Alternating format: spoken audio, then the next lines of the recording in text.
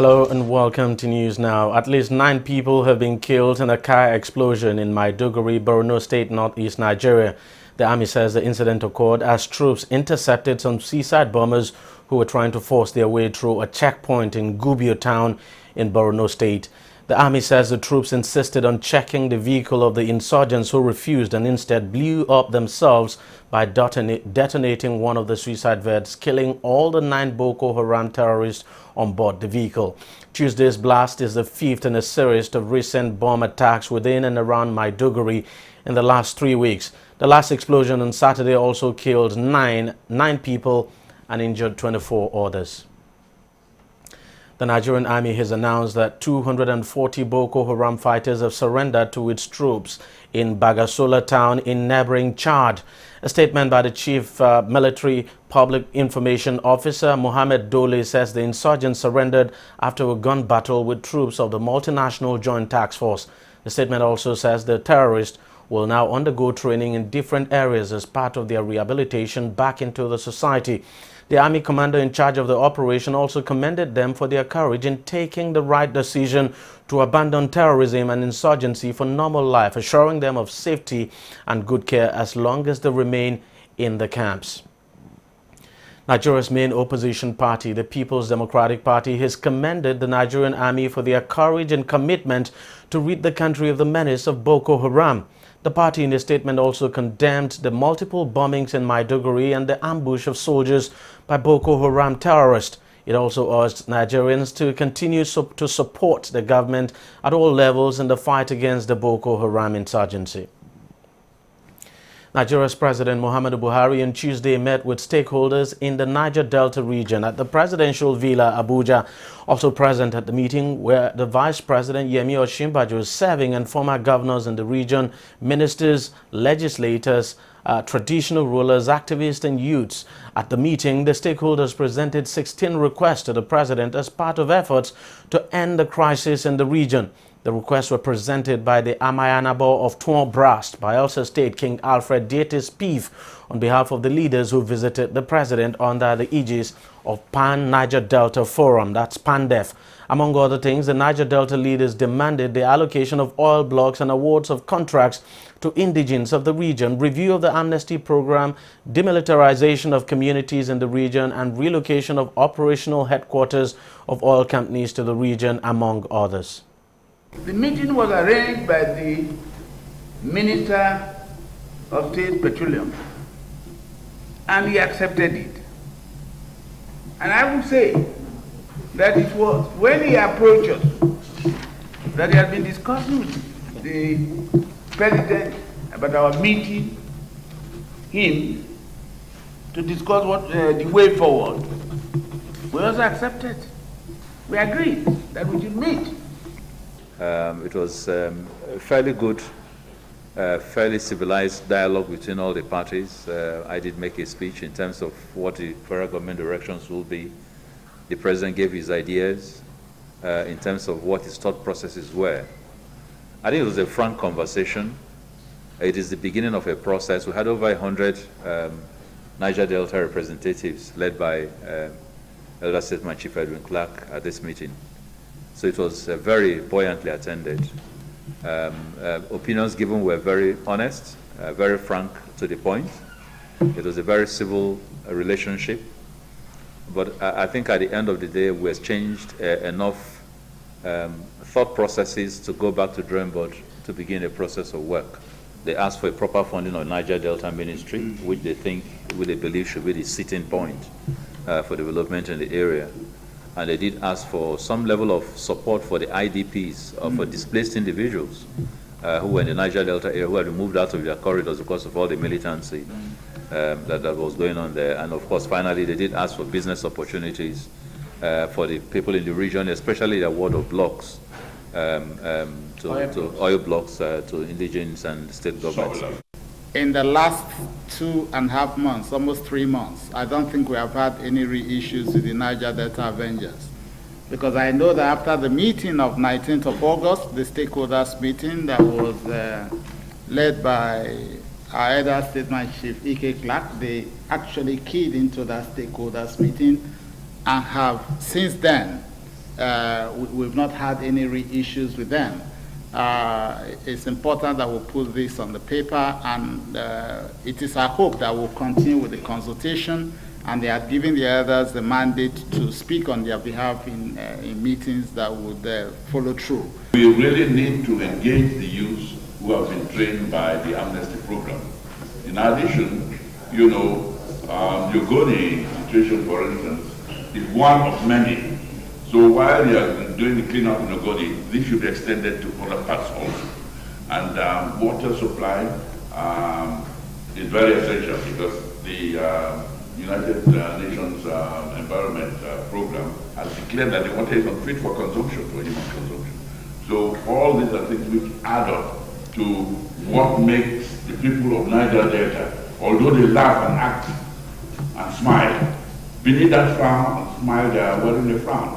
So that is the situation. They're really feeling cheated and shortchanged.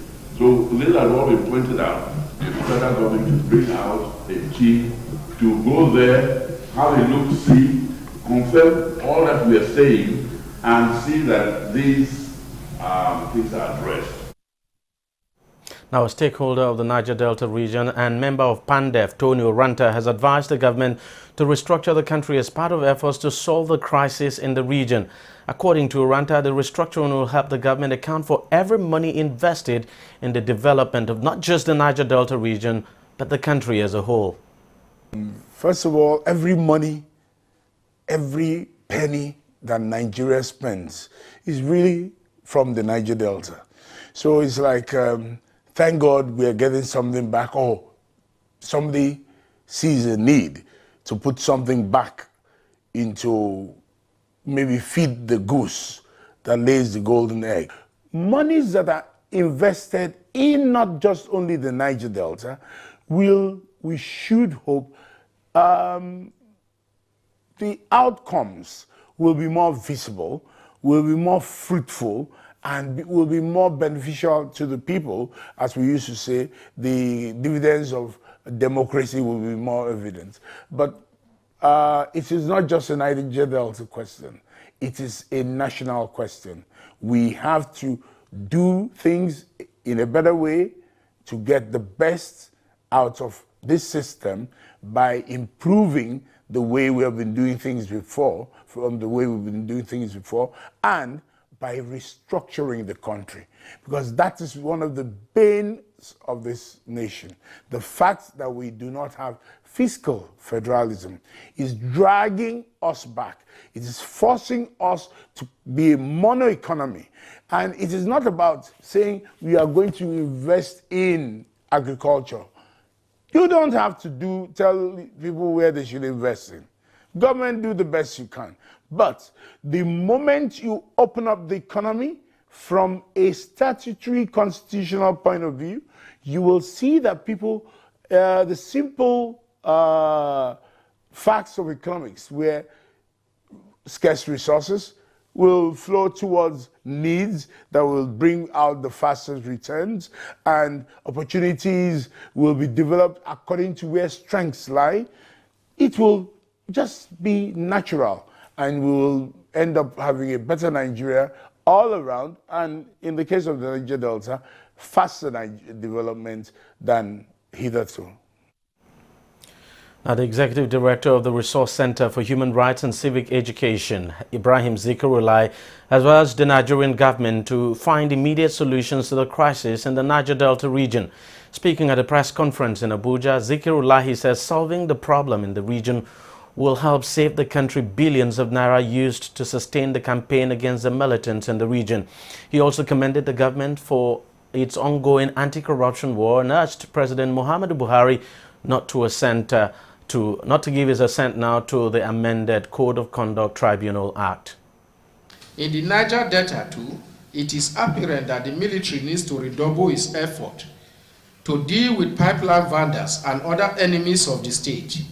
Crescent calls on the federal government to move quickly towards addressing the root causes of these problems so that the nation's security apparatus will no longer be stretched to its current limits.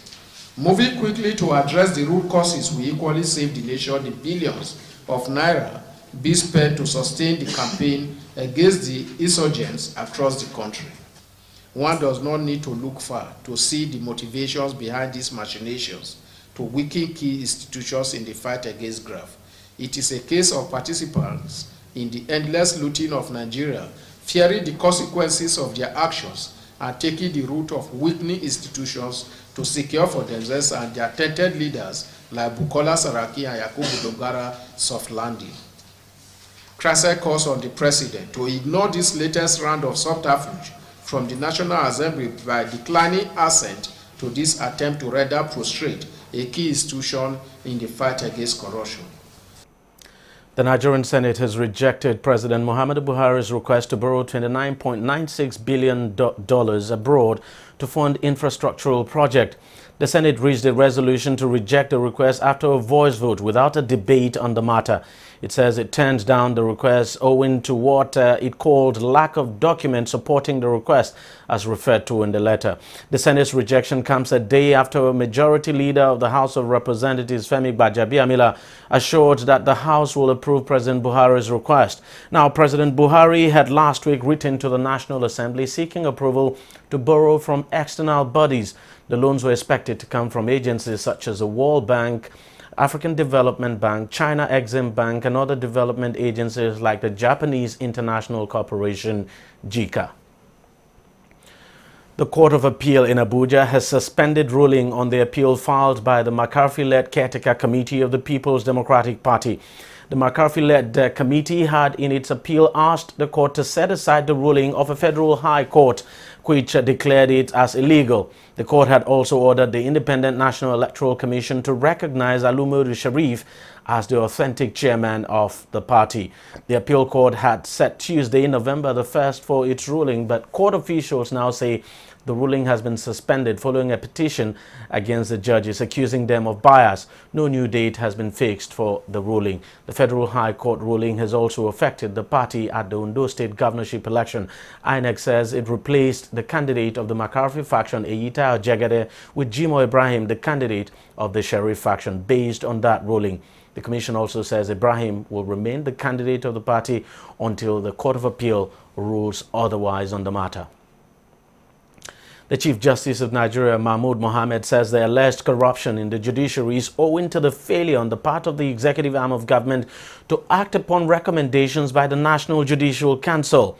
In a letter to the Socio-Economic Rights and Accountability Project, SERAP, Mahmoud says the NJC can only recommend to the President and the governors the removal from office of judicial officers and to exercise disciplinary control over such judicial officers, which in effect is the extent of his powers to discipline. He says the NJC cannot dismiss any judicial officer. He also says the NJC cannot hand over corrupt judges to law enforcement agencies for prosecution, nor recover proceeds of corruption, but only recommend to act upon its findings as it has always done.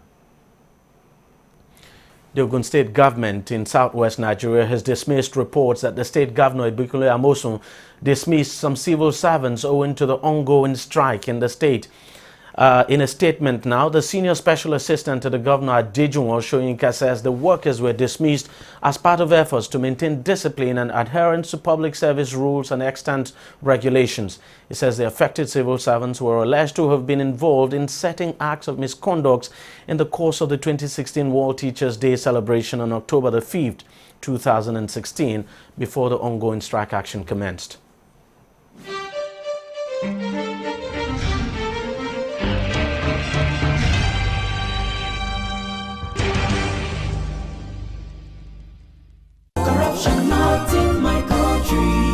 Hello? Yeah, I found your wallet in front of a supermarket. Meet me at Apple Junction. Yes, I'll be waiting for you. Now we find out. Two of us. Thank you very much, officer. You know, it's surprising that men like you still exist in the police force. Yes, so... Oh, yes. This is just a token of my appreciation. Oh, no, you don't need to do this. We're only doing our job. Thank you very much. God bless you. You're welcome. Now I know police is really my friend. Yes. Friend. Hey. Okay, which came up with this one? I don't understand. You know your problem. You are greedy. I'm a policeman who is doing his job.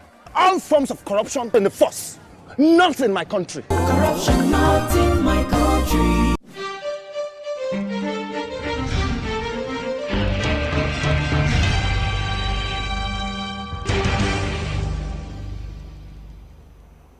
Welcome back. The Central Bank of Nigeria Tuesday warned Nigerians against patronizing wonder banks such as MMM. The regulator's warning follows the campaign of an online investment scheme asking the investing public to participate in what it calls mutual aid financial network with a monthly investment return of 30%. Speaking at a forum in Niger State, the head Consumer Protection Department of the CBN, Khadija Kasim, says the activities of these wonder banks are not regulated by the CBN. He advised Nigerians to desist from their activities, saying they are fraudulent. Oil prices rose from one-month lows on Tuesday after OPEC agreed on a long-term strategy that was seen as an indication that the cartel was reaching a consensus on managing production.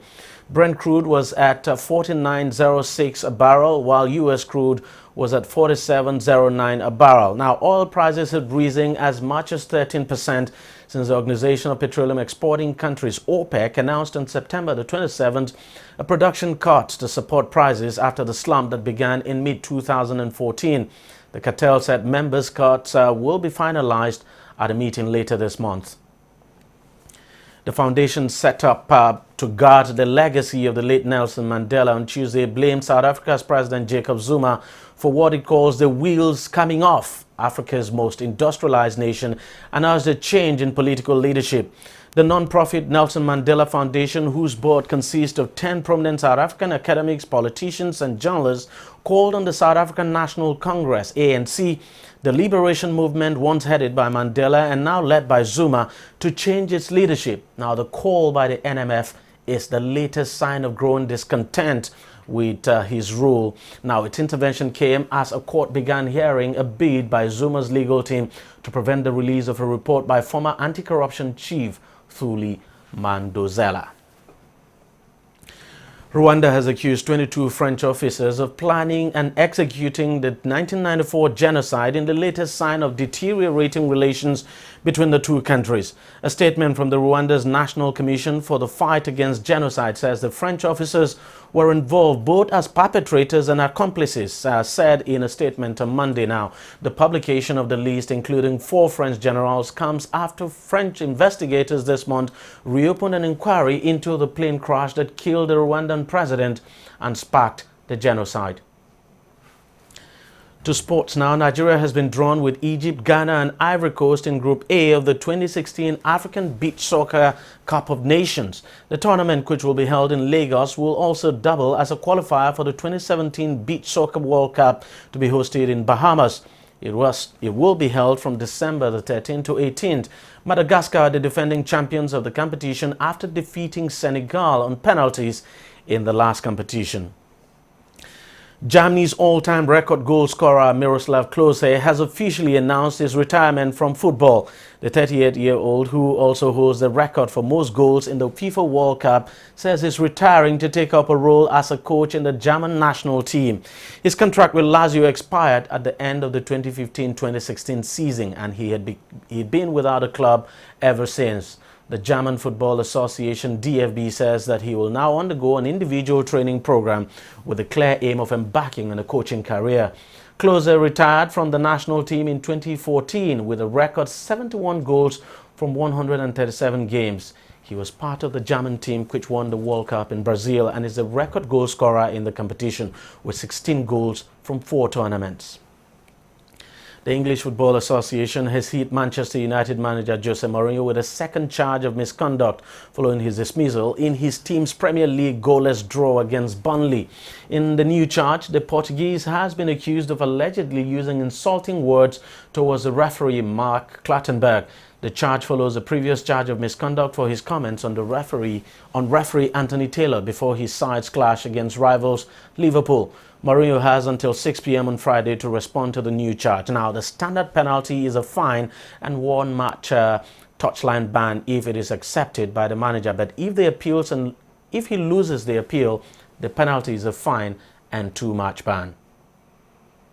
Mourinho, always in trouble. I wonder what's wrong with that man. Well, that's it on News Now. We thank you very much for watching. Continue to stay tuned to TV360.